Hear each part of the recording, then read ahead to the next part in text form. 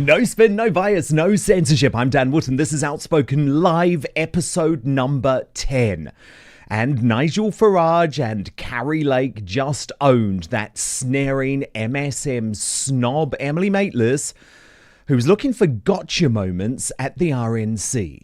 I have friends, and when they're in having a tough time, it's right to go and support them. And is that the sense you've got, that he's having a tough time right now? He nearly died. Do you think he's having a tough time right now? He nearly died.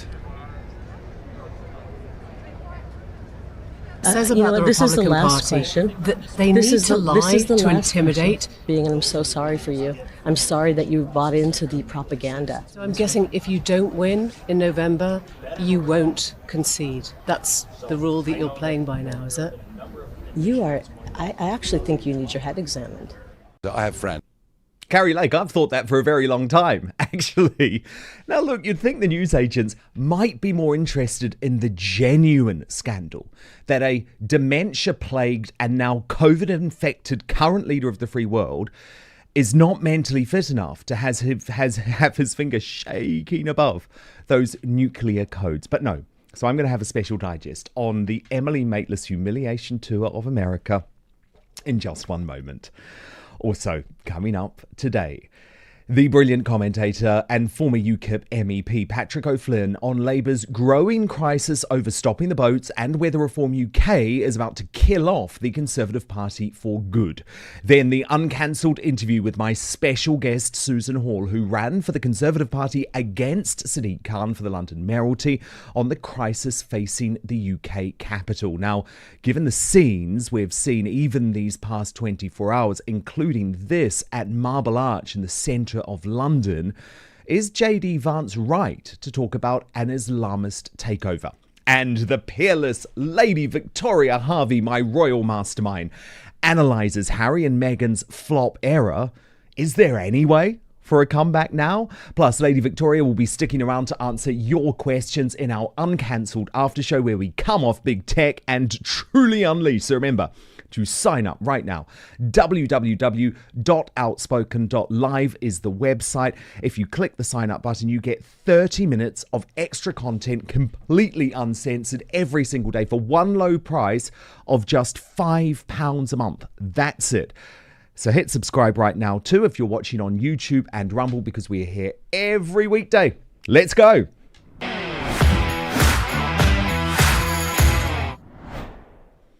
Emily Maitlis represents everything that is wrong with the out-of-touch media elite in the UK that now has absolutely no idea of the real issues facing ordinary folk terrified with the increasing downfall of Great Britain and the Western world. But in a snaring MSM tour of humiliation at the Republican National Convention, Maitlis has shown herself up, and I have to say it's beautiful to watch. The ex-BBC leftist has been exposed as a chronically snaring snob with no humanity for anyone who doesn't share her liberal left-wing view of the world. While Emily believes her gotcha interviews during the Milwaukee event in the wake of Trump's shooting have made her an MSM pin-up, ordinary folk have quite rightly recoiled in horror at her complete lack of any soul. None more so than when she was completely owned by Nigel Farage when trying to somehow show him up for spending 3 days at the RNC to support his close friend Donald Trump after the appalling assassination attempt on his life on Saturday night. But now you are the new Clacton MP, but are here in the US just, 2 weeks after getting elected? Because this feels more exciting? No, I'm just here for a couple of days. That's it. I'll be back at the weekend. And no, I mean, look, what happened on Saturday could have been the most disastrous event. But why did he need you? Well, that's a matter for, his team to answer, not me. No, listen, it was right that I came. Right for who? It was the right thing to do. I have friends. I don't know whether you do or not. Maybe you don't, but I have friends, and when they're in having a tough time, it's right to go and support them. And is that the sense you've got, that he's having a tough time right now? He nearly died. Do you think he's having a tough time right now? He nearly died. And do you think that's changed him? Do you think... I mean, you must have spoken to him if you're a good friend. I think that he's obviously very thoughtful about what happened. A dramatic failure of really dramatic failure of Secret Service, who normally are so efficient and so good at what they do. So I'm here to show support for him. Just tell us one thing. Have you seen Liz Truss here? No. Are you looking for her? No. Would you like to see her here? I would see anybody that's friendly. I'd be very happy to meet. But I believe I think Boris is here somewhere as well, which is very surprising. But you haven't made contact with either of them? No. That interview is astonishing on so many levels. Ms. Maitlis had to ask twice, do you think he's having a tough time? She was devoid of any emotion about the fact Trump nearly died. And that's because her hatred of the man is just so intense.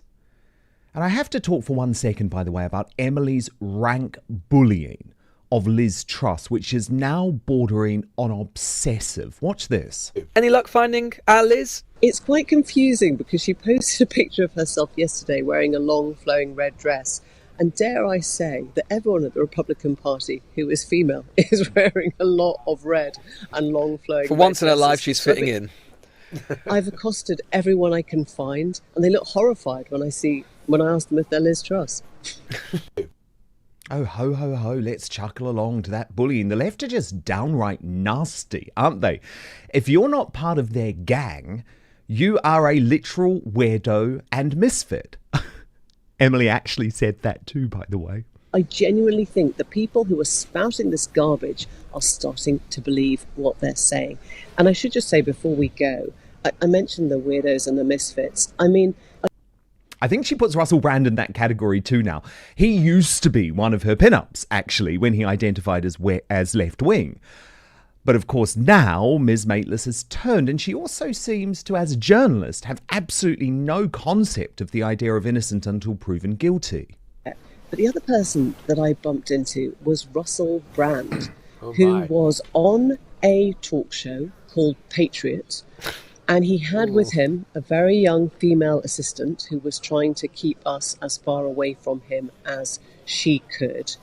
And I was listening quite intensely to the interview. And the last question that the interviewer asked was, so, Russell, there are a lot of young men listening to you here. And I thought, oh, he's going to go for it. Here's the bullseye. And then he said, tell us about fatherhood.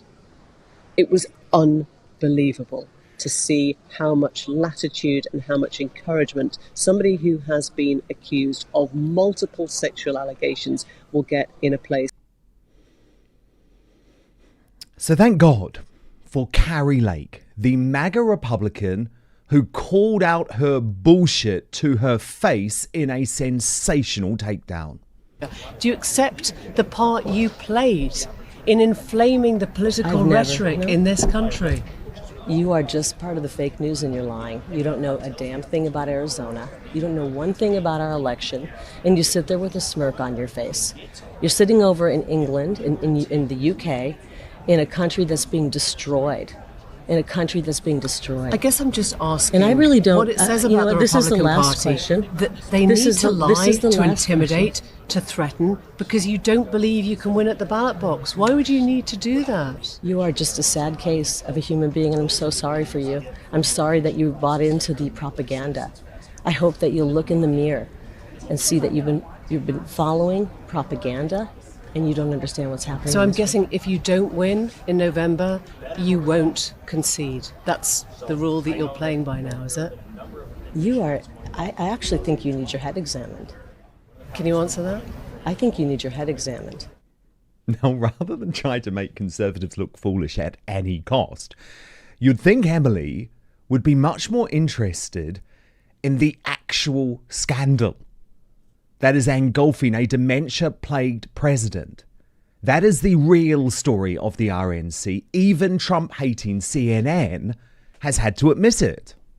A bullet couldn't stop Trump. A virus just stopped Biden. You've got the nominees of this party getting their butts kissed. Biden's getting his butt kicked by his own party. The Democrats are coming apart. The Republicans are coming together. And that is the real story. So there's a reason the MSM in Britain is dying.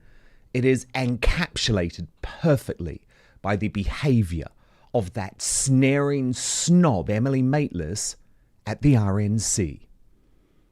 To respond to that and much more, the former UKIP MEP and brilliant political commentator Patrick O'Flynn is today's outsider.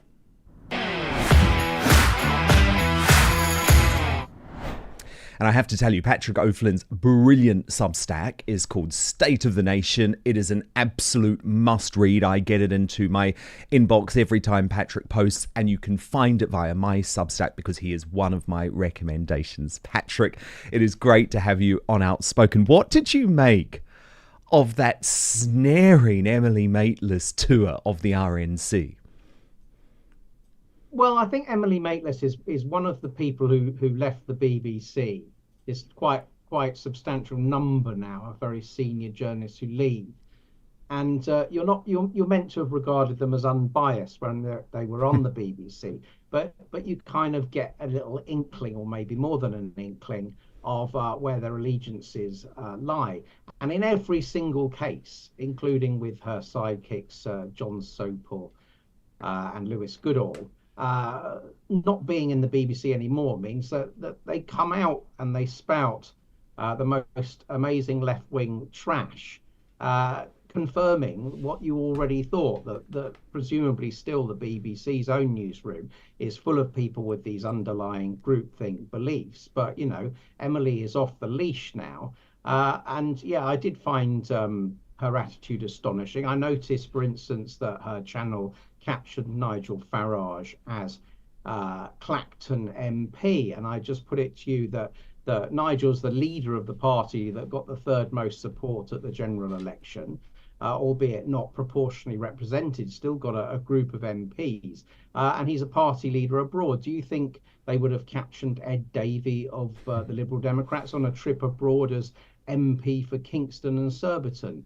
I don't think so. So, you know, they are fully part of the groupthink lib-left bias. And I also thought, speaking to that Republican lady at the end, when Emily is focused on alleging to them, you don't think you can win this election. Well, I think she's totally off beam there. I was looking at some bookies odds that Lord Ashcroft put up, and Trump is now really heavily odds-on favourite to be the next president. And even more interesting, which is the story you alluded to in your talk there, the bookies now have Kamala Harris as second favourite, way ahead of Joe Biden, who's 10-1 against. So the betting markets have basically called time on Joe Biden. They're saying there's only a 1 in 10 chance of him being the next president, i.e. they don't expect him to contest the election at all. And I would suggest to Emily, if she had an objective news hound nose for the story, that is obviously the story of the American presidential race right now. Totally. Instead, she wants to bully Liz Truss. And it is absolutely fascinating, by the way, Patrick, the developments that are unfolding with Joe Biden by the hour, because it feels like almost every senior Democrat now, including the former Speaker Nancy Pelosi, is saying, Sleepy Joe, you just can't win this. And do you think he really has COVID, or is this an opportunity to maybe usher him off the stage? I mean, he could barely actually even get on the plane, Air Force One taking him back to Washington, D.C. Well, I mean, I presume he does have COVID. But the bigger story is, for probably at least 2 years, at least half of his presidency, he's clearly been exhibiting signs of, well, a bit rude to say it, but senile dementia. Yeah. It's been obvious. And yet, the sort of mainstream American, particularly broadcast media and their sort of big newspapers, have just looked the other way and have poo-pooed people on the conservative wing who said, look, we've got a president who's not cognitively all there. But then the debate against Trump, the TV debate, happened, and it became undeniable. And now they've sort of turned on a sixpence really late in the day. when it's undeniable, and have affected to notice it. And they're looking almost as foolish as Joe Biden. And the Democrats are in a really awful pickle, because I think most people think even if Biden gets dumped, the hints are that he thinks that Harris should step in automatically. Well, how can they pass her over? How can they pass her over? Yeah. Because remember, this is the party that is all about wokery, Patrick. They have become completely defined by identity politics. She was a DEI hire as VP. Biden admitted he only chose her because she was a black woman. So if they then say, well, actually, you're okay to be the VP, but we're not going to put you at the head of the ticket, they're screwed. Yeah, they can't do that. And I think most fair judges, again, would see her as being very much in the Hillary Clinton mold, in that she's very contemptuous and fails to hide it about, you know, the flyover states, the good old boys, what the Americans call the middle class, we would call the working class vote, the traditional America. She's going to take a dive with them. And, you know, any rational judge would say that Donald Trump will wipe the floor with her as well as with Biden. So it looks like the Democrats, one way or another, will be putting a loser up against Donald Trump, just as he has gained in authority and seems, you know, literally to be invincible. He was literally invincible, wasn't he? Given just 1 millimeter the other way, and we would be talking about a very different time in American political history. But look, I want to move to British political history, Patrick, because you have been, in the past, a close ally of Nigel Farage, and since then you've been a chronicler of his extraordinary career. Was the explosion of Reform UK something that you predicted? And do you agree with me that there is a realistic chance that we could have Prime Minister Nigel Farage by 2029? I know you've been doing a deep dive into the numbers that we got a couple of weeks ago in the election. Yeah, I mean, I've been looking very seat by seat into who are the Conservative parliamentary party now. Do they lean sort of so-called one nation, in reality no nation, or are they more staunch Conservatives? And I'll be writing that up soon. On the issue of Nigel, I just think I was quite crushed when he initially announced he couldn't stand, he wasn't going to stand, and it wasn't the right time, because I thought that was the wrong decision. But in fact, it worked out beautifully for him when he then did stand a week later, and the Tories really had the wind taken out of their sails, having sort of breathed a sigh of relief. Well, you know, at least that was one thing that Rishi perhaps got right. Well, I think it's quite incredible what Reform under Nigel achieved in 5 weeks flat, because before that they were struggling to save their deposits in by-elections. Then there were a couple of by-elections where they got over 10%. In the general election nationwide, you know, a general election being much harder for a protest orientated party to do really well at. Nationwide they got over 14% of the vote, and they returned MPs. I expected them to return MPs. I think having 5 MPs is just fine. I think the Conservatives massively underrate the risk to them that Nigel poses. I mean, Nigel is going to be the most famous Conservative in the land as soon as. Well, he's our Trump, isn't he? Well, he is. He is the dominant kind of figurehead, vanguard leader, banner bearer for the kind of non-metro, right of centre, provincial British opinion. And he's far more famous. I would say he's probably as famous as Rishi Sunak by dint of Sunak having been Prime Minister. But, you know, Sunak's a bit of a drab guy and he's dropping out soon. Nigel is far more famous than any of the Conservative leadership contenders. He was also a better media performer, more practiced at it. I would say that Richard Tyson, Lee Anderson are pretty much as well known as most shadow cabinet ministers now. And I don't think the average voter is going to think the Conservatives have got this great array of talent, a great team, let's go back to them. They're going to look at and say, you know, are the Conservatives capable of gripping the challenges of our age, particularly on legal and illegal immigration? And they've got a terrible story to tell there.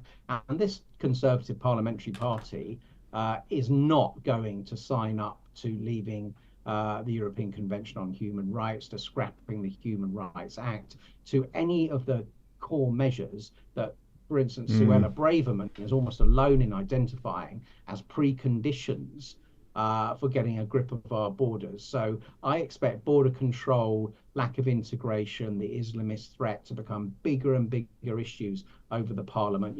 Nigel can speak with credibility on it. I think, can whoever's going to be the next Conservative leader do so? We're looking at some of the contenders there. I mean, if it's Tom Tugendhat, they are finished. Priti Patel is a very good woman. She has spoken about being open to a deal with Reform UK. But you wrote a fascinating piece for, I think it was The Spectator recently, about how does the Conservative Party deal with Suella Braverman. And I would argue, Patrick, they are dealing with her in the wrong way every single day. The rhetoric towards her is as if she's some sort of mad extremist, whereas actually I am 100% convinced that if she made it down to the final two and was put to members as a choice for leader, she would win. She would walk it.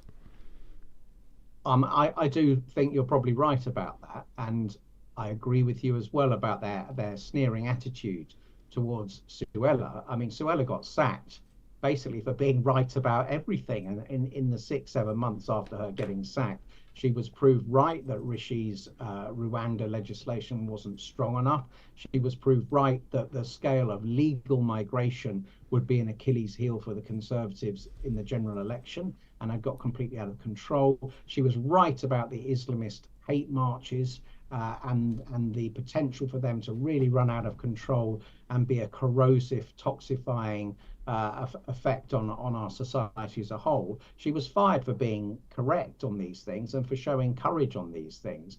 Now, I think if the Conservatives lose her from their tent, and I wouldn't be that surprised if they do the Lee Anderson thing, and jump Reform may come a calling. Because Reform's looking very white and male at the moment. I think Suella Braverman would fit in perfectly, actually. Suella would, they could give her the Home Affairs brief. It would be a dream scenario for Reform. And then that would be, yet another one of those very few handful of Conservatives that has any credibility on issues like legal and illegal immigration in the Reform camp. It would send a massive signal to Conservative activists, Conservative-leaning voters. Yes. And the fact they can't see it and they're complacent, well, it's coming at you fast. Now, the thing is, you talk about the Reform UK threat to the Conservative Party, and I completely agree. They pose a huge threat. But also, Patrick, they pose a massive threat to Labour, second in so many Labour seats. And I want to talk to you about what's breaking right now, which is Slippery Starmer, the new Prime Minister, seemingly wanting to move ever closer back to the EU, thinking that there's some sort of deal to be done with Macron to help stop the boats. But you have exposed the fact that what this actually means, and I'd love you to detail it, but what this actually will mean is us having to agree to take a certain number of migrants from the EU. Yeah, absolutely. They'll stop the boats by sort of hiring ferries sort of thing. What seems to be happening, and actually the Conservatives made this accusation during the election and Starmer poo-pooed it, but it seems to be true that Starmer's going to do a deal whereby he wants the French to accept taking back migrants from the dinghies, but the quid pro quo is that he will accept a much larger number of migrants, maybe 3 times as many, under an official EU scheme. So France can send us 3 times as many. Now, it'll look better. It won't look so chaotic and shambolic, and it will be done low-key, with regular influxes. To be fair, there might be a more reasonable representation of women and children, and I mean actual children, not 23-year-olds pretending to be 14. Well, sometimes 43-year-olds pretending to be 14. Absolutely. But nonetheless, the problem here is people breaking into our country. They are gate crashing our country. Keir Starmer and Yvette Cooper only see this through the prism that the people coming in are complete victims. They have no agency. Yeah, she held up the sign. She held up the sign, hashtag refugees Absolutely. welcome.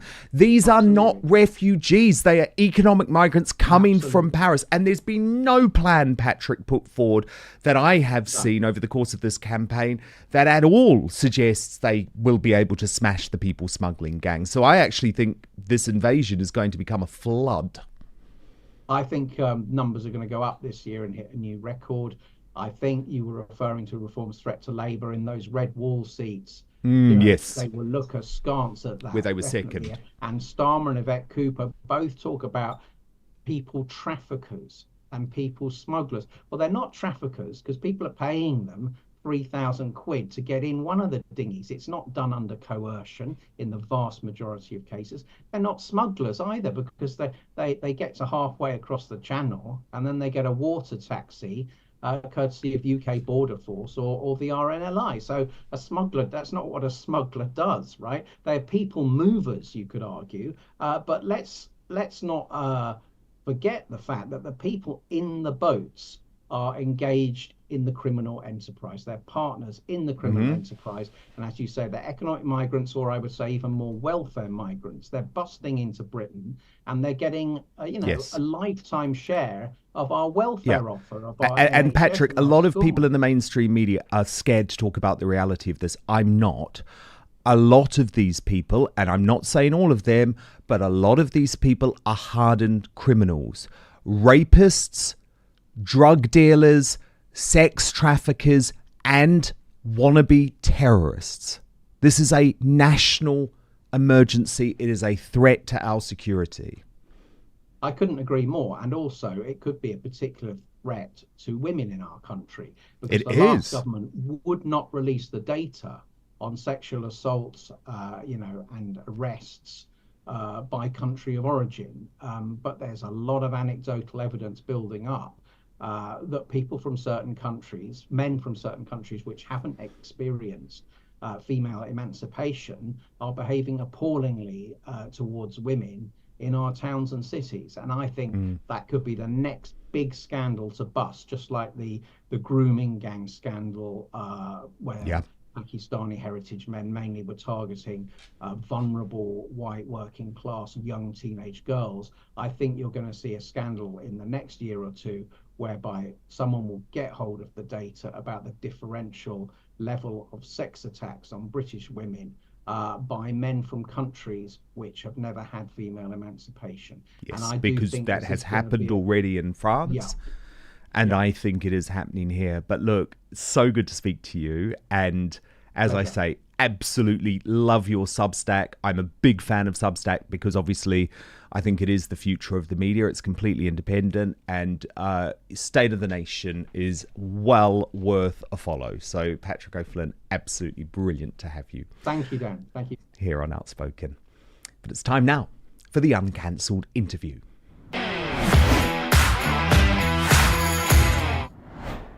And Susan Hall was the best hope to save London. Sadly, despite a valiant fight and a far more impressive result than any of the MSM or her own party had predicted, she narrowly lost out to that odd little Sadiq Khan who is quite literally destroying the UK's capital city. Now, earlier this week, Donald Trump's vice presidential candidate, J.D. Vance, attracted the ire of the LBC host, James O'Brien, for joking that the UK could become the world's first Islamist nuclear power. But look at this video put together by Turning Point UK. Because there's a Labour government potentially becoming the first truly Islamist country with nuclear weapons. And not for the first time in recent years, I am completely baffled as to what the point here may be.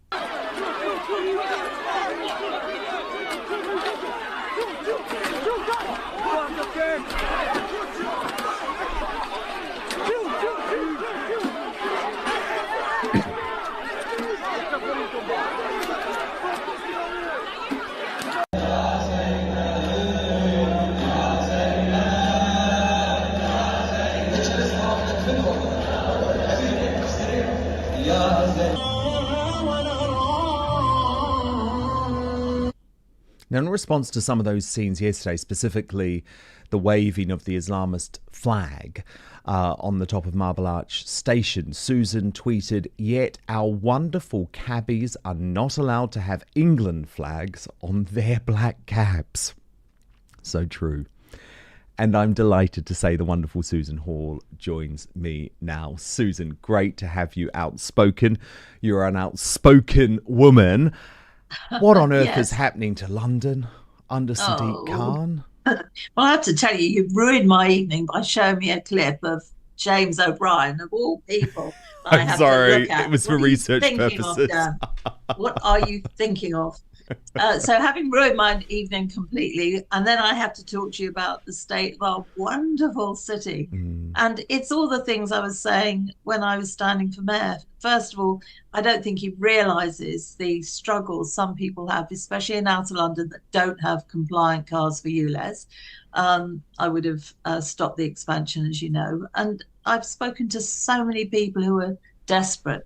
I've also spoken to lots of people that are sick to death of congestion in the centre of London, and actually just stopping congestion charge, or making electric cars owners pay congestion charge after next Christmas isn't the answer. The answer is sorting out these wretched cycle lanes. The one on Park Lane is a famous one. If you look at that, it just causes gridlock in the centre of London. There are lots of other cycle lanes that should not be where they are. These 20-mile-an-hour zones are driving people around the bend. So there's lots of things he could do to sort congestion out, not just start charging people with electric vehicles for the congestion charge. And then, of course, I know you know this, but the violent crime and knife crime. Out of control. London, it is out of control. We need to go back to borough-based policing. Susan, you literally cannot now in London go out with a mobile phone in your hand. It has to be hidden on your person. And you cannot wear a flash watch. Because it's not a question of if you're going to be mugged, it's a question of when you're going to be mugged. It is despicable that that sort of violent crime is now just accepted as part of life in Sadiq Khan's London. That's right. A mobile phone is stolen every 6 minutes, and that, I mean, it feels dreadful for those poor, but I'm very, very lucky. I've never had mine stolen, and I don't own I have twice, and an attempted mugging as well on a motorbike. The trouble is they come up towards you on a motorbike and snatch it before you know what you're doing. And the feeling afterwards, people tell me, is just dreadful, and you'd know. And I've had a friend killed. I have had a friend killed in a violent attack, and they wanted his mobile phone. That is what they wanted. And he fought back, and they crushed his head on the concrete. So, look, London is a very violent, unpleasant city. We can both agree with that. But, Susan, what about the scenes that you tweeted on yesterday? Why is it that Sadiq Khan will shut down the city on a regular basis for officially pro-Palestine marches? But come on, Susan, you and me both know these are pro-Hamas marches. These are often pro-terror marches. He'll shut down the city for them. But then on Sunday night, when folk wanted to come in to potentially celebrate a Euros win, obviously it didn't happen in the end for England, total lockdown. You're not allowed to come in if you're a football fan. It feels like there's two-tier policing going on. I know, this was brought up at the Assembly today. We had Mayor's Question Time this morning. He just said how well he did with a whole load of people at the O2 celebrating or looking at the football. I think people do feel things are becoming unfair. It would feel that to put up the Union flag or the England flag, we're discouraged from doing that at times, which isn't right. And yet other flags are flown all over the place all the time and seems acceptable. During the mayoralty, I was driving around the whole of London, obviously. And at one point I was going through one particular borough and there were Palestinian flags on virtually all the lampposts. Nobody does anything about that. And yet the cabbies, who are so patriotic, as you well know, the cabbies had their little flags on their taxis, and they weren't allowed them. It just seems wrong. It seems ridiculous. What did you make of JD Vance's comments? I mean, it was, I guess, a half joke, but talking about the Islamist threat, because it feels like, particularly in London, this is a real problem that people are afraid to talk about. I think it was a joke, but none of us are allowed to make jokes about anything anymore. No. Because no. I mean, and this is the trouble, and this is why if I make any comment now, it will be picked up, because the people on the left of politics seem to be able to say whatever they like about anything, as with bits from James O'Brien that has been doing Twitter or X. But anybody that's slightly right of centre, that the MSM will just go for us. You can make a joke, you can accidentally say something, and they're on top of you straight away. We've really got to put a stop to this. We've got to be able to say what we think. Now, if you're saying something that's highly offensive, and you know it's highly offensive, then that is wrong. But sometimes people say things in innocence. If they're on the left, that's perfectly all right. If you're slightly more on the right, it's not right at all. And it is just, it's just got to stop, because it's getting ridiculous now. No, I completely agree. And we have seen people on the left openly celebrate the near death of Donald Trump. We've seen them suggest actually that it was wrong and bad, that the bullet missed his head. And we've also seen examples of folk inciting violence towards Trump before that terrible attack. So I agree with all of that. But I guess the issue is, Susan, is that people are afraid to talk about the Islamist threat. There is one, I would argue. JD Vance clearly thinks there is one. I mean, look at these scenes in London. I mean, what do you make of it? Is this the London that you recognise?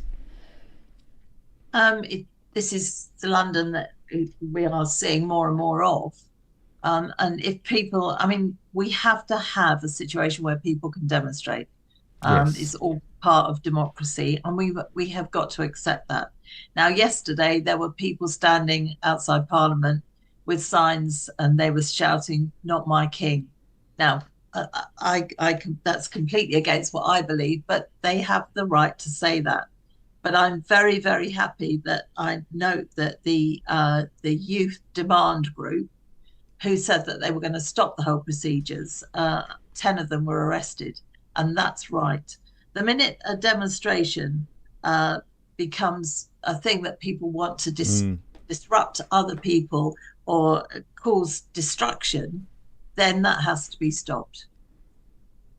It does. I mean, what's interesting, I guess, about the place of your party at the moment, Susan, the Conservative Party, is that sometimes they feel out of step with ordinary folk on these issues. And I'll give you the example, and I'd love to know what you thought, but Lee Anderson was suspended from the party. He's now a Reform UK MP. So I would argue, and I did argue at the time, actually, that was a terrible decision from CCHQ and Tory High Command, because Lee Anderson, I mean, I made him quite famous actually on my GB News show, but that was because he was a man of the people, completely in touch with the people. The people love him. And when he made comments about Sadiq Khan being captured by Islamist extremists and being in control of London, he was booted out of the party. So I just wonder if that's why you don't want to talk about it, and also if that sort of censorship is right, or perhaps you totally disagreed with Lee Anderson's comments. No, I often agreed with Lee Anderson. I liked him hugely. But sometimes there's two separate things there, isn't there? If you look at the different contenders for the new leadership, I know all of them except one, the ones we assume are going to go for it. Who are you backing? I'm not backing anybody until I know who is there and what they say. But very often these people are much nicer. I mean, I know people that know Keir Starmer. They say he's an exceptionally nice chap. I know Rishi Sunak, and he's a very nice, honest guy. Yeah. Did he back you properly, though, Susan? Because what I'm frustrated about, both with your campaign and also with the campaign run by my friend Sean Bailey, now Lord Bailey, but he ran before you. He was the candidate before you.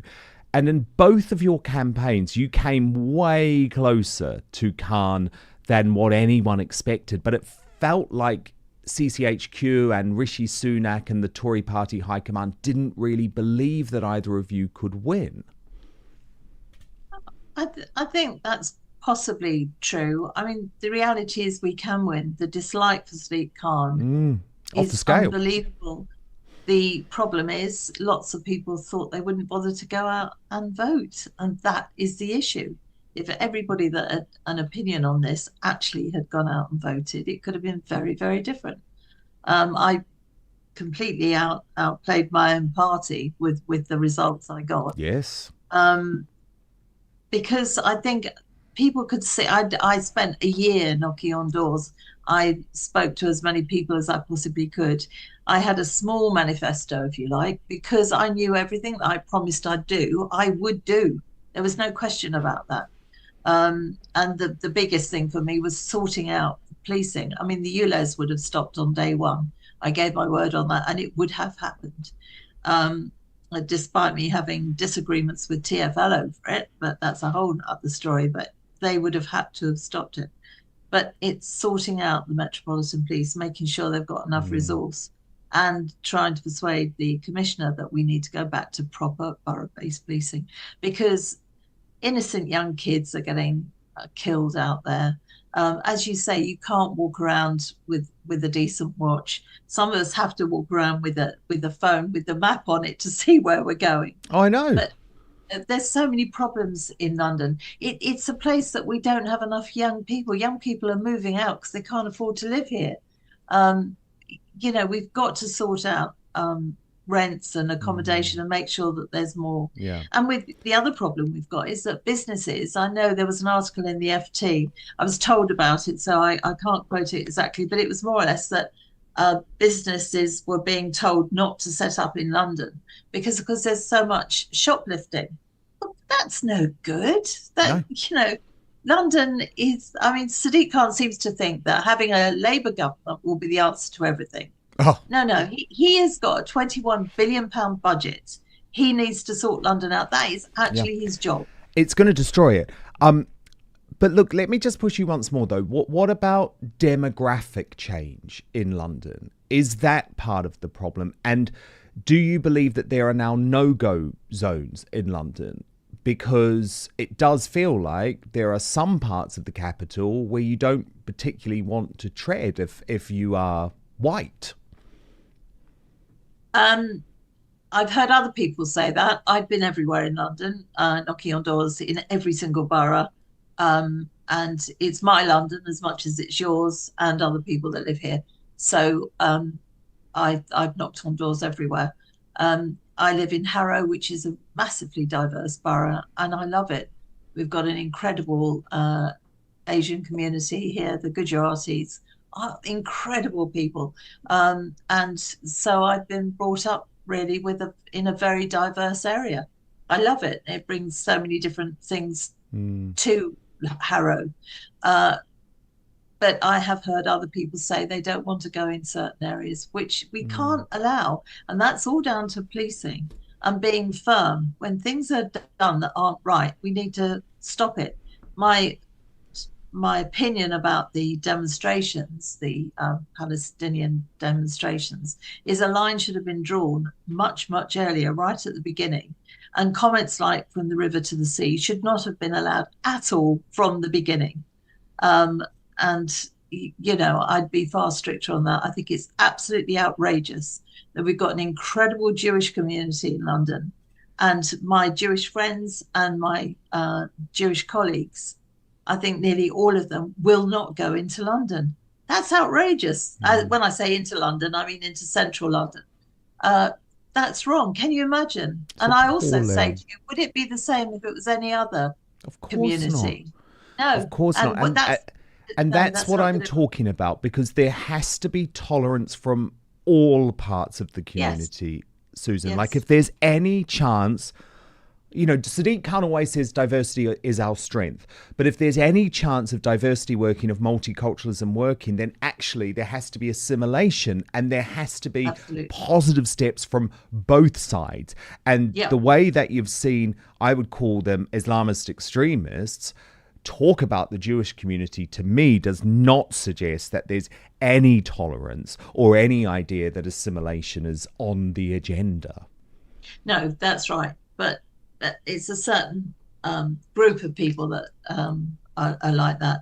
To be fair, I know so many really good, decent Muslims who are not happy with that group of people, and we must be careful that they aren't damaged by this. But we've got to make sure that people integrate properly.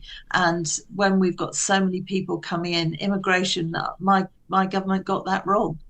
When we've got so many people coming in, there isn't time or the space for them to integrate properly into our way of life.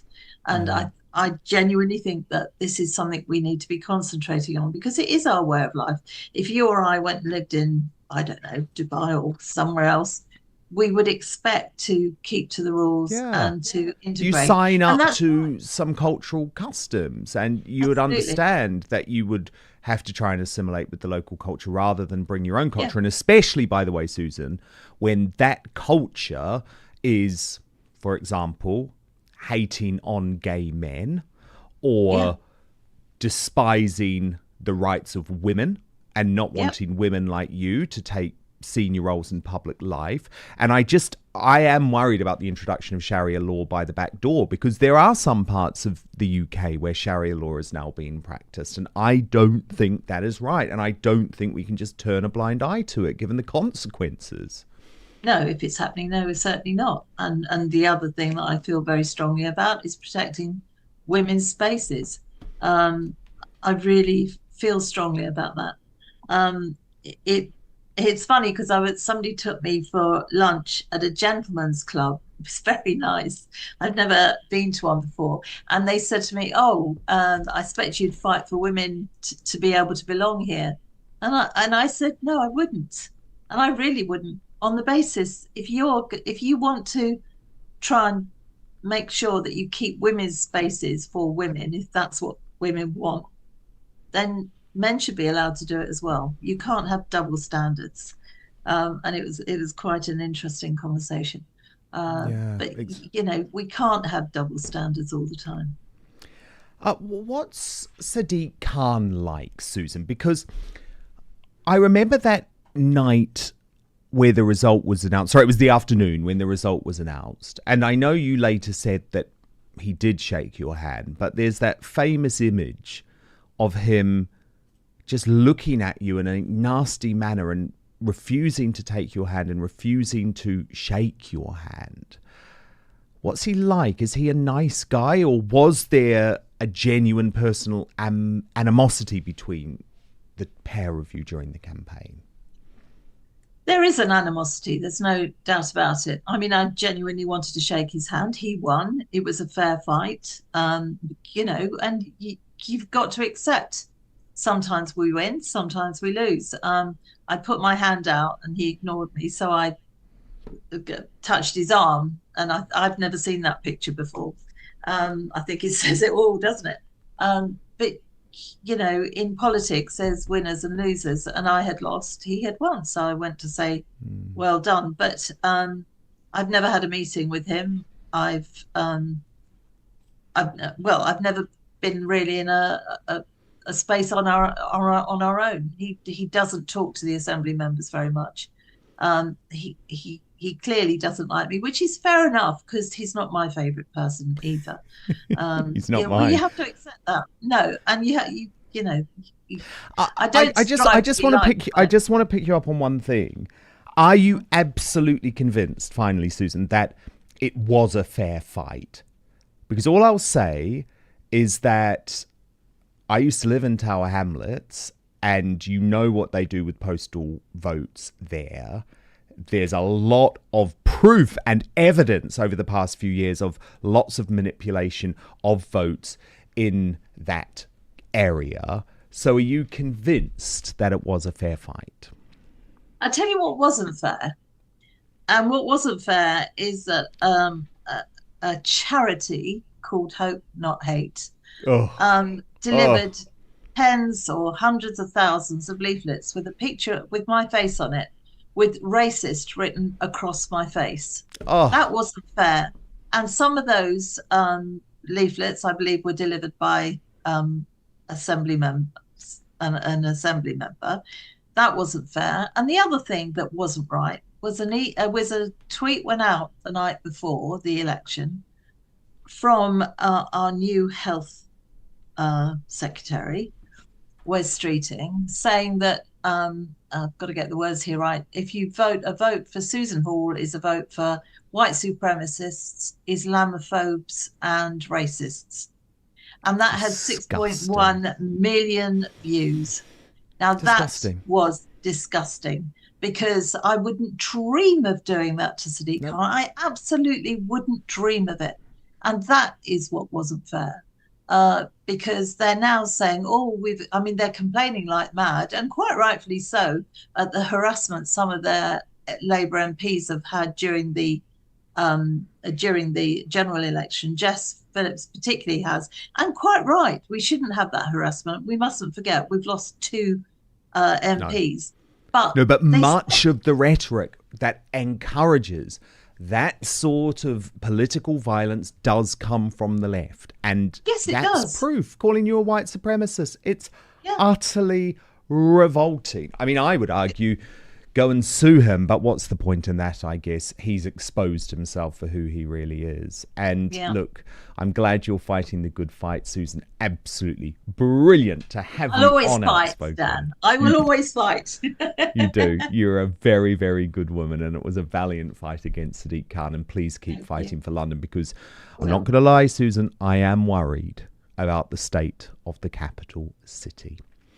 Now, standing by our royal mastermind, Lady Victoria Hervey, to analyse Harry and Meghan's flop era. First, though, what's so important about being independent is that I'm only ever going to tell you about products that I use and truly believe in and think can improve your life. So that's why I am so excited to talk about Verso. This is an amazing product. A little bit of background about me.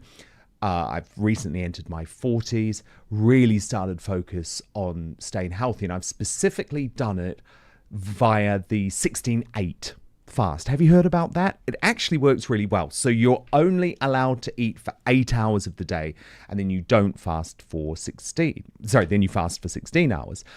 And that was working pretty well, but only got me so far. And so I looked into it, and I was really interested with the scientist David Sinclair, who has now proven that we can reverse aging with interventions that go beyond healthy habits. So I was looking for a product that I knew would enhance everything I was already doing, but one that was backed up with solid evidence. And that's why I decided to start using Cell Being by Verso every single day. It has scientifically proven ingredients that fight the effects of aging by increasing NAD+ levels, and that's the stuff that powers every cell in your body. So I've been taking the product for a number of months now. Right at the start of the day, it has been transformative. I'm losing fat. Fasting is easier. I'm eating less, and apparently that's due to its blood sugar regulation effects, which means fewer cravings, which is amazing. I'm sleeping better too, feeling much happier, waking up with way more energy. So this has taken years off me already, I'm absolutely convinced, and I'd love you to experience the same thing. If you're in any doubt, Verso publishes third-party testing from each batch produced to guarantee you are getting what you paid for. And what's even better is because Verso was my first ever sponsor here at Outspoken, they are giving you an incredible offer. If you head to buy.ver.so/outspoken, you'll save 15% on your first order. all you've got to do, this is really important, when you enter the coupon code, just write the word Outspoken. That link, I'm going to put it right now in our YouTube and Rumble description so you can find it there and just click straight through. But I'll spell it out for you too in case you want to write it down. BUY.ver.so/outspoken. Remember to use the coupon code Outspoken. But now, back to the show, and it's time for our royal mastermind, Lady Victoria Hervey.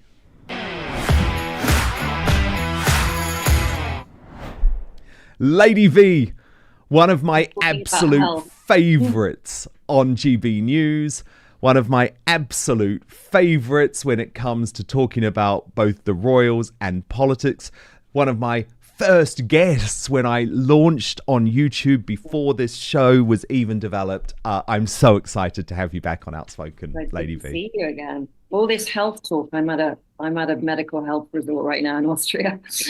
How's it going? Good. Amazing. Yeah, it's just like everything. They just tell you everything. You find out like I can't eat lactose apparently. But can't take what? Lactose. So no. Yeah, I know. Like ice cream and stuff like that. I'm gonna have to cut it down. No, I've just thought, you know what? I'm gonna take a week out for myself and just get myself centered and ready for action. Well, I am delighted that you've still found the time to be outspoken tonight, because obviously there's a lot to talk about, and you're going to stick around for our after show too, where we're going to talk about all of the political developments. But I had to ask you, Lady V, about Harry and Meghan, because it all seems to have gone so wrong over the past 2 months. There was that disastrous moment at the ESPYs where he's accepting this Pat Tillman award against the wishes of his own mother. He's then heckled by the crowd on the way out. The Guardian have described this as Harry and Meghan's flop era. It's like everything they touch at the moment turns to SHIT. What's happening? What is happening? What's gone wrong? Meghan's other products besides her jam? Have we got any other new products that have come out recently? The Scam Jam. Well, no, and even the Scam Jam hasn't actually been put on sale to purchase yet. So everything is going wrong. What has happened? Has America turned? Because obviously I know you were living in California until quite recently. Yeah, I mean, I think just like people are generally like sick of them, I think. You know, it's going to get to a point where they're going to have to probably move country. I'm not sure where they would move to next, but you'd sort of get that feeling, right? That whoever is telling them what to do, it's not really going according to plan. No, so is there a way for them to turn it around? I don't see like Harry getting back on track. Being married, I don't think he'll ever be accepted back to the UK while he is married. And as far as Meghan, you know, I know it was Thomas Markle, so it was his birthday just now. And obviously, today, that's so sad that, you know, they haven't made up yet. It's, it just shows a lot of like her character, I think, you know. So, you know, the photos, it looked like they were very, very close when she was younger. And seeing what she did with her dog, she met Harry and she just cast her whole life away that she had previously, you know, including all her animals, right, that she abandoned. Yeah, the dog just didn't come. And for me, that's a real thing. You can really tell someone's personality in that. Like, she's rescued this dog and then just like leaves the dog for Harry. Like, you know, so wrong. I know. I remember speaking to her staff at the time who were like, "We can't believe this. She's not bringing one of the dogs. It's bizarre. It's like she chose her favorite dog to come and the other one wasn't able to." I do want to wish Thomas Markle a happy 80th birthday, though. He is a really amazing man. And the thing is, Victoria, he always got such a bad rap in the media because of the way that Meghan Markle painted him as some sort of loser. It's like he is an Emmy Award winner. He gave her an incredible life. He was a top sound technician on General Hospital, which is one of the biggest soap operas in America.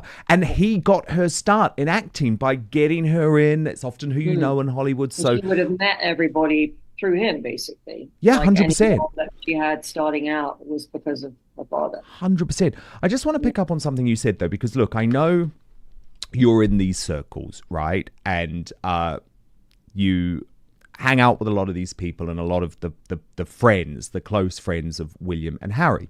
And I was actually at lunch the other day with a former close friend of Harry. And she said to me that all of the friends now have dropped him in the UK. They all think the way that he has acted by not inviting them to places, by turning on them, has been so bad. And I was really shocked by that, because I thought, my goodness. And actually, a lot of them are friends with William, you know, they have basically chosen William over Harry. Is that what you're hearing? Yeah, I mean, I think probably quite a lot of them had to pick a side, and probably because of the behavior, you know, of Harry and Meghan, you know, as far as like the book and all of those revelations about the family, you know, they are quite close in age, so they would have had a lot of the same friends, and those friends have most likely picked William because Harry's not around. He doesn't make an effort with them. He doesn't, you know, any weddings or big events of supposed close friends and family friends. He hasn't made an effort, and he's sort of living in this bubble, which is this Hollywood bubble, which I know a lot of because I live there. And you're very like insulated over there, and you kind of forget about the world outside that little bubble. You get the Californian brain. It's sad. It just feels like he still hasn't woken up from this sort of daydream that he's in. And you would have thought he would by now. But what you're saying is that the friends will not accept him while he's still married. But if he were to divorce, they would. Yeah, I think most people have a problem with her because, you know, she's the one that took him away, right, from his previous life. And his friends will see that as, you know, while she is there, things are not going to change for the better. And I don't think she even allows him to see his friends because she thinks he'll be led astray and he'll get back into his old life and maybe then wake up and realize, what am I doing with Meghan? That's what I'd heard too, that she's very controlling about the people who he hangs always out has with. The mother around. It's like Harry has been taken over, like, you know, by her, but then she's got the mother always around keeping an eye on things. And he obviously doesn't have that. He doesn't have the family members like she does. The crazy thing to me, and this is when I realised that it was all over, was, you know, Tom Inskip, Skippy, who's one of his best mates and also one of William's mates. He wasn't even invited to the main sort of reception of the wedding. And this was the guy that would often lead Harry astray. So Meghan probably banned him, right? Oh, yeah. Without any doubt, because she didn't want those sorts of party animal friends around her. But the point is, your old friends matter. I mean, the most important people in my life over the past year, you know, like when you're going through tough times, are the friends who I was friends with when I was at school, because they're the people who really know me. And Harry's lost all of them, Lady V. I know, it's sad. It's really sad for him. And Hollywood friends are not real friends either. But look, stand by, Lady Victoria Hervey, because we've got loads more to discuss about the royals, but also I've got to get your take on everything going on with Donald Trump. You're obviously a big ally, a big supporter, and I know you've got serious concerns over the attempted assassination. Well, I've had concerns for like quite a while, you know, because I know a lot of people have said this, but, you know, they've tried to do everything to him. They've tried to indict him. They've tried to imprison him. They've tried everything. Exactly, and it's like the last thing is killing him. The last frontier for that is assassination. Totally. Well, look, I want to talk much more about that in 1 second, but just hold that thought, Lady V, because what I'm going to do, and this is what I do on the show, by the way, I'll explain, because I don't trust big tech entirely, we'll have the second half of the conversation on our uncancelled after show. So this is a safe space where we're not patrolled by the censors of the internet. So if you head right now to www.outspoken.live, our membership section, sign up, register. It's just £5 a month, but you get half an hour of extra content every single day. So at this stage, we're coming off YouTube. We're coming off Rumble. We're moving to our own platform. Lady Victoria Hervey is going to be there with me. As you can tell, it is going to be an incredible conversation. So do join us. www.outspoken.live. And remember to subscribe if you're watching on YouTube or Rumble. Turn on the notifications because we are back every weekday at 5 p.m. UK time, midday Eastern, 9 a.m. Pacific. And most importantly, I promise to keep fighting for you. See you on the after show.